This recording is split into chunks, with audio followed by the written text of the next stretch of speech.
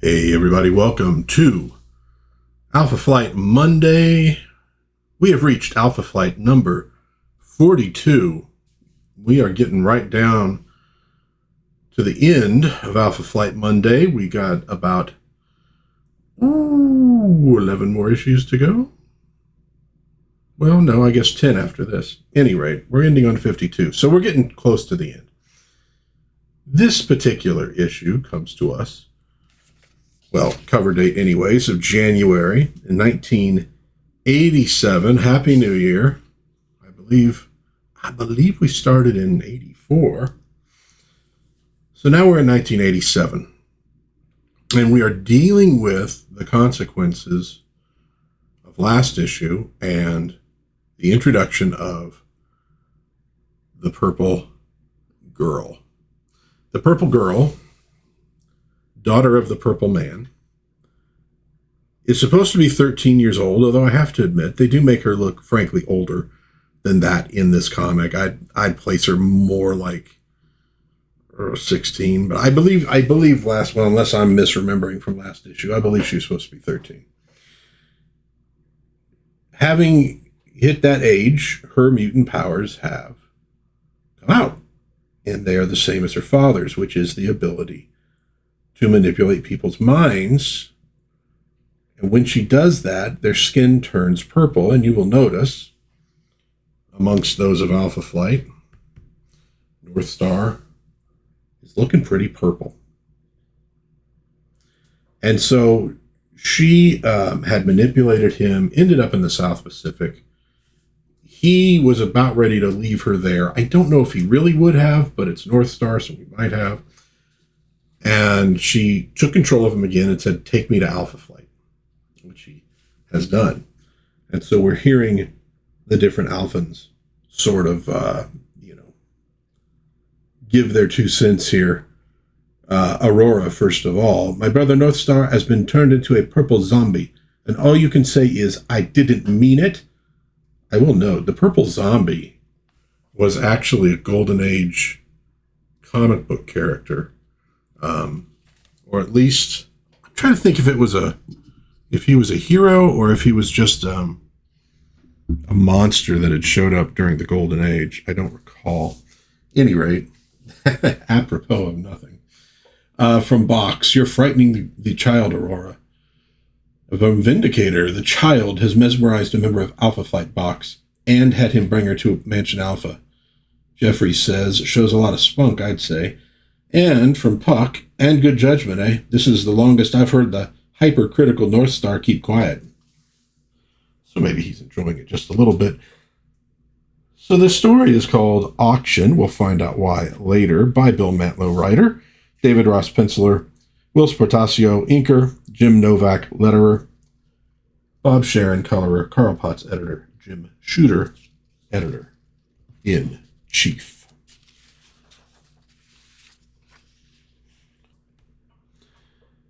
They're still discussing what to do about this, and she finally says, look, the only way he can come out of this, at least the only way she knows of at this point, is if he gets wet.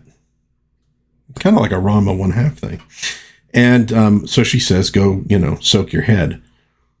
And off he takes. And of course, he's super, super fast. So off he takes for the pool and dives in and comes out. "Who is responsible for—" "Wait. I see the purple vixen skulking behind you." "Calm down, hotshot. No one but Aurora understands your French. So immersion in water cancels your power. Why didn't you hypnotize the rest of us as easily as you did North Star? Instruments built into this box robot indicate that the Purple Girl's power is olfactorily induced by pheromones secreted through the pores of her skin. I doubt it could affect me. But remain a robot, ma chère, and you lose Aurora. You must emerge soon from this cold metal. Look, I didn't want to control you. I came here seeking help." She's lying. "No, I'm not. I didn't ask for these powers. But I became Goofy Grape on my birthday, and I'm scared." So again, when you look at what she's done in this book, if she was a full-grown adult really thinking things through, you'd go, ooh, very, very villainous. Scared teenager maybe a little bit less so, but I'll tell you what, if she's a teenager, she is a tall teenager because she's pretty much as tall as everybody else there. And we see Box walking away, feeling low because of what Aurora said. And, Mr. Jeffries kind of tells her off. She's like, well, that's my business. He goes, yeah, but you're jerking around a friend of mine. So he goes off to help Box out.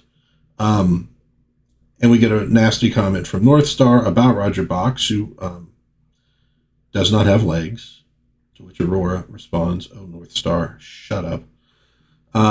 So what are we going to do? Well, they realize her powers are pretty impressive and pretty dangerous. And from Puck, he says something, she could become even more dangerous given proper training. And we get a little bit here from Talisman, formerly Shaman, about, well, we had my daughter, Elizabeth, join up, and that didn't work out that well. Maybe we should not be endangering another child. And of course, North Star's just pissed, and he makes a good case for it with, he says, she used her powers to make me serve her, love her. I felt violated, as if I'd been, and there's a word that apparently gets you in trouble on YouTube, but it begins with R, and you can figure it out. And to a certain extent, he's not wrong. And then you get a really nasty comment from Heather, and by a woman. No wonder you're so upset. Now, North Star is a little bit of a chauvinist, but I don't think that was an appropriate comment to make to him. Do not mock me, Vindicator. I have been an alpha longer than you. And if I choose to veto this decision, and then he starts coughing. North Star, oh, gee, I'm sorry. All the soakings I made you suffer to free you from my powers must have given you a cold. Heather goes, such concern in her voice. Why, I do believe Kara has a crush on North Star. And Puck is thinking, silenced by a cough? Must be some cold. Which is an odd statement, and they're trying to maybe make some suggestions here of what might be going on in regards to that. And it's kind of a clumsy statement, to be completely honest. Of course you'd be silenced from a cough if it was bad enough. And now Shaman or Talisman really screws up. Now this would seem like a really stupid thing to say, but in this form of Talisman, he has no emotions. So you'd almost think of him kind of like Spock here in terms of what he's saying.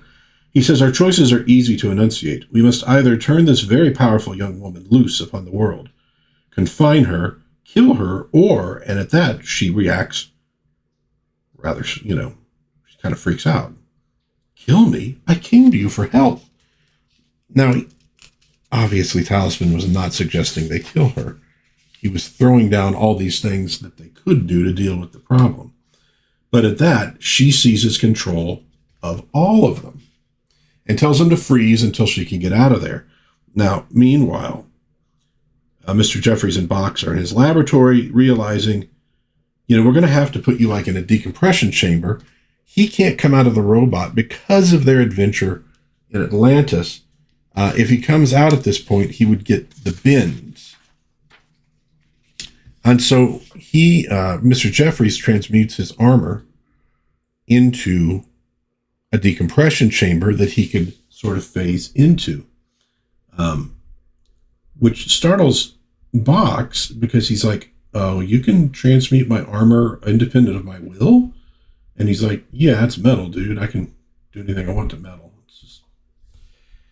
So he emerges and all of a sudden is in horrible pain because they didn't get the pressure right. Because honestly, they don't know how deep they were when this started. So they had to make a guess. Maybe I would have done a little bit more research than that, but okay. One thing about Alpha, they don't always take the most logical course of action, which I suppose makes them more human. But sometimes it's a little surprising in comic books.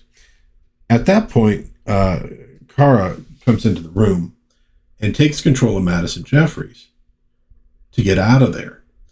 That leaves Box unconscious and in pain inside the decompression chamber.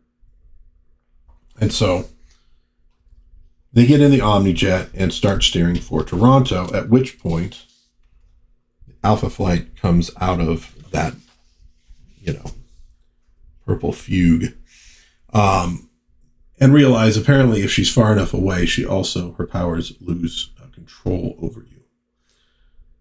So they go they find Box in the, in the decompression thing, and, ask Shaman or Talisman, what's wrong, figures it out. And he says, look, he needs to rephase into the armor, but, he's not in any major danger right now. He's just unconscious and in pain, but their pressure was close enough that it's not going to kill him. So at that point, North Star says, hey, Jeffries and the Omnijet are gone. They obviously realize what's going on here. And so Vindicator tells Shaman and Aurora, remain, look after Box. Puck goes, hey, there's a homing device. We can use that to figure it out.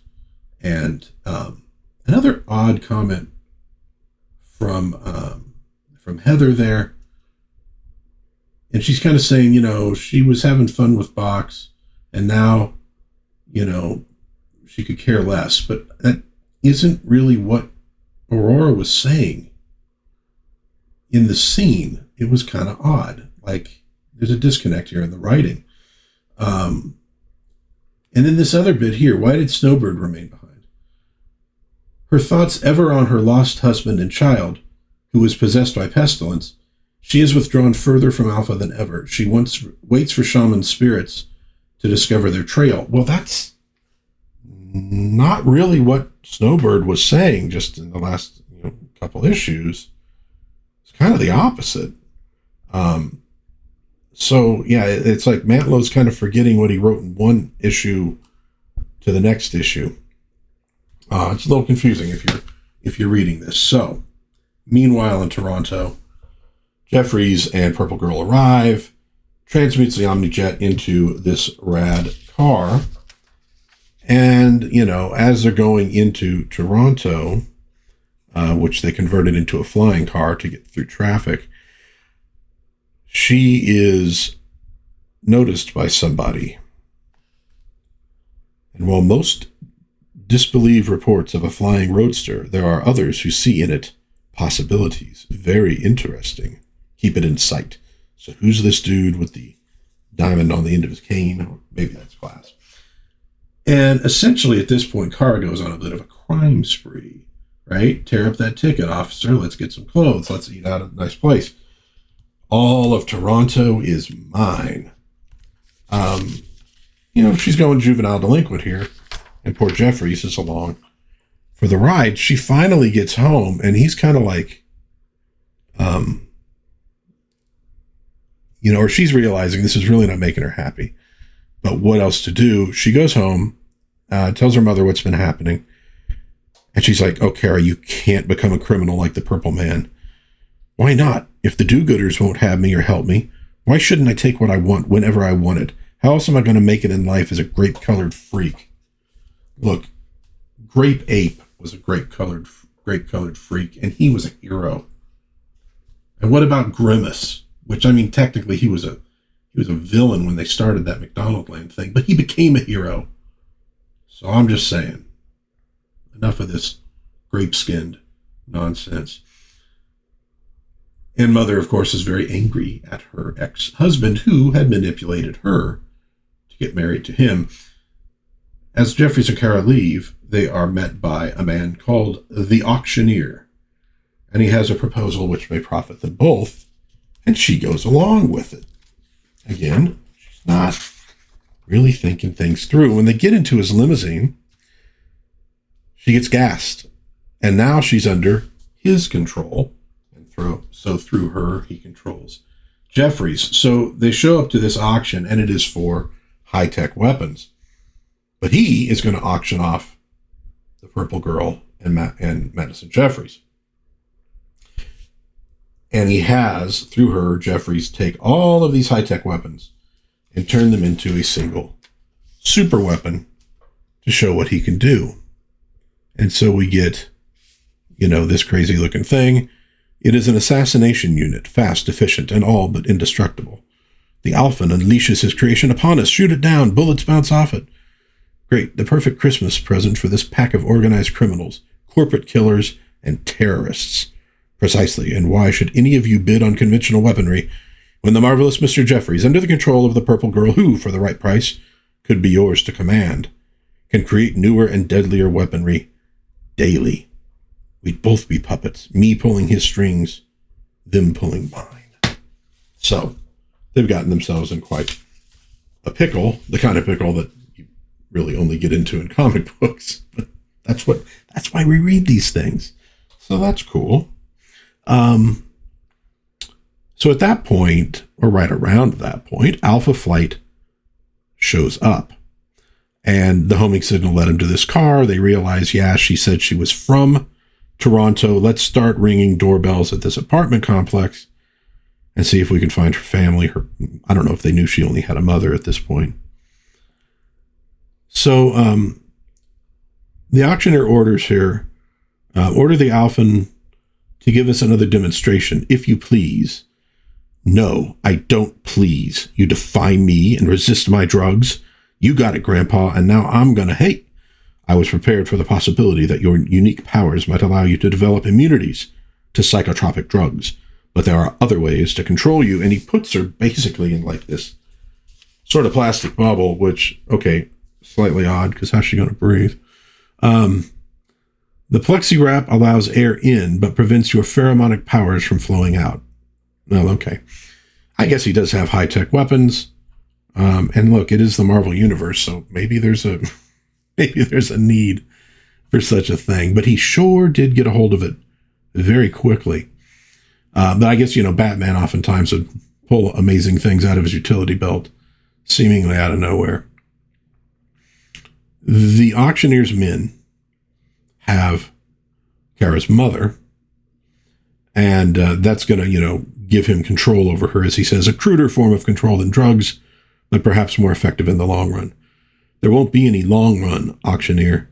Looks like the purple girl's control over others fades fast when she's under wraps. In placing her in your power, you forgot all about me, and that was a big mistake. At the transmutator's touch, the metal roof of the building soars skyward.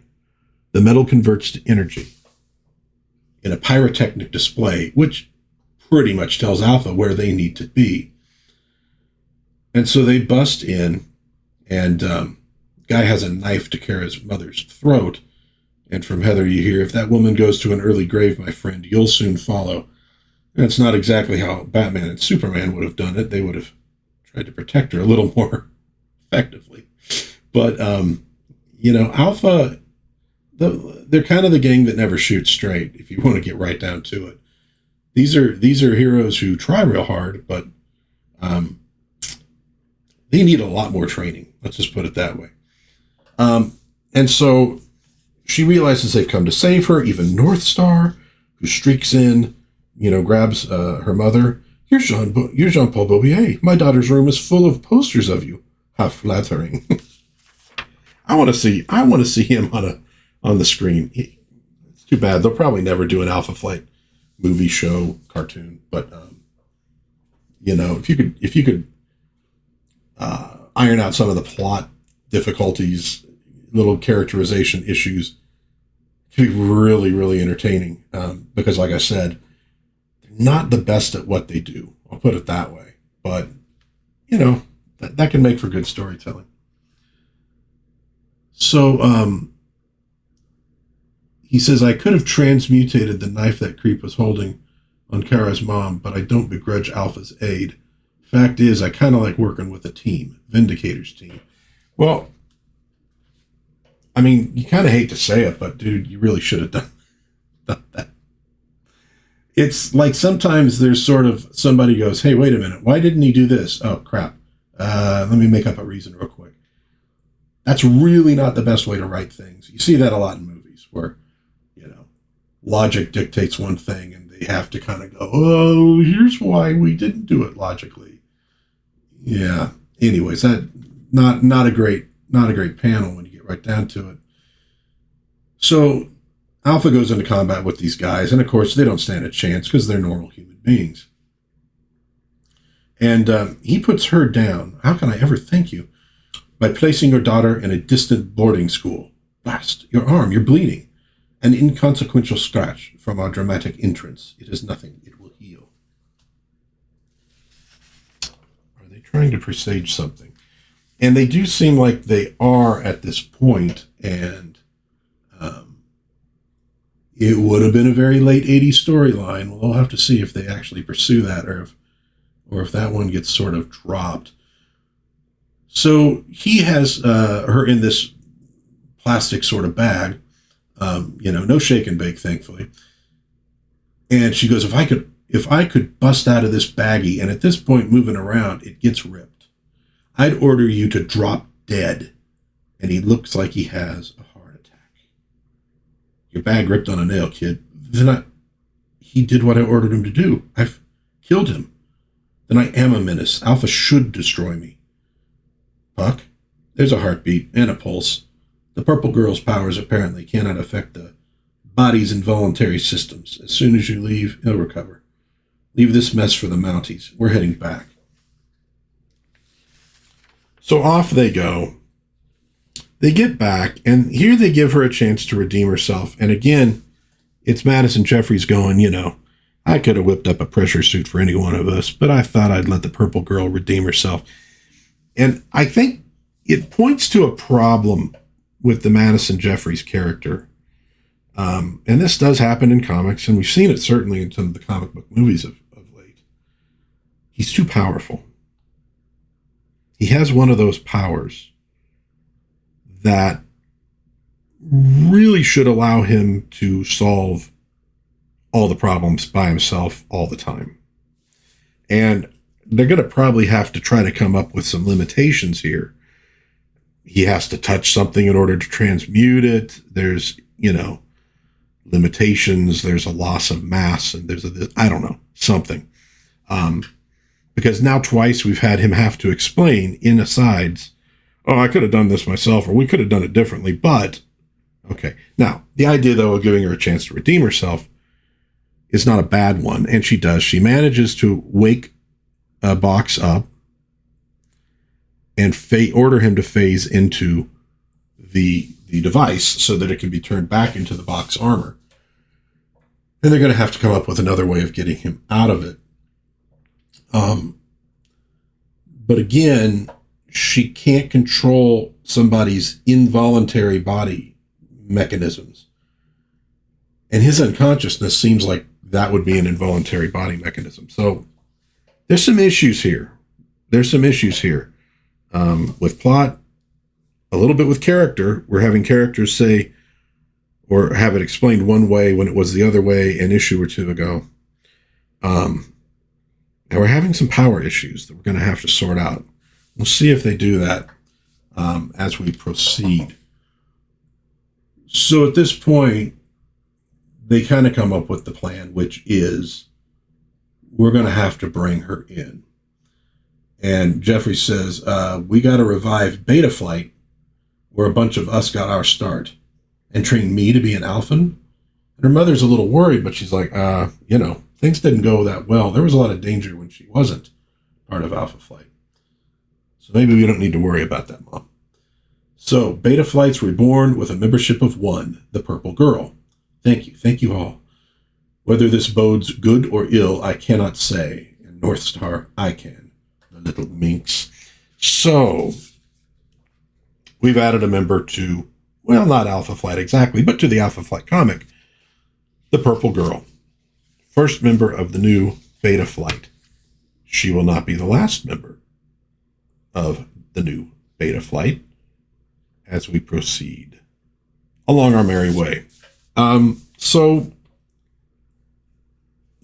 Overall, not a terrible issue, a readable story, but the devil's in the details here. Snowbird kind of didn't care about her husband and child. That's why he left. Now, he was a jerk, but that's why he left. And now she's so worried about her husband and child that she's withdrawing sort of emotionally, mentally from Alpha Flight. Aurora is showing disgust at seeing Roger Box out of the robot body. Aurora is telling him to get out of the robot body, and she did not seem to be showing disgust. Was it not drawn when it should have been? It certainly didn't sound like that's what she was saying. She was, oh, my poor Roger. So that's kind of weird. Busting in where a woman could get her throat sliced, that's not good.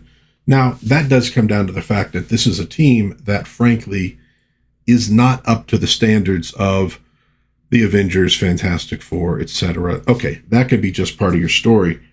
Although I think we were seeing earlier some development of the team getting better, and now I don't know that we are. So the devil's in the details. There are some issues with this issue.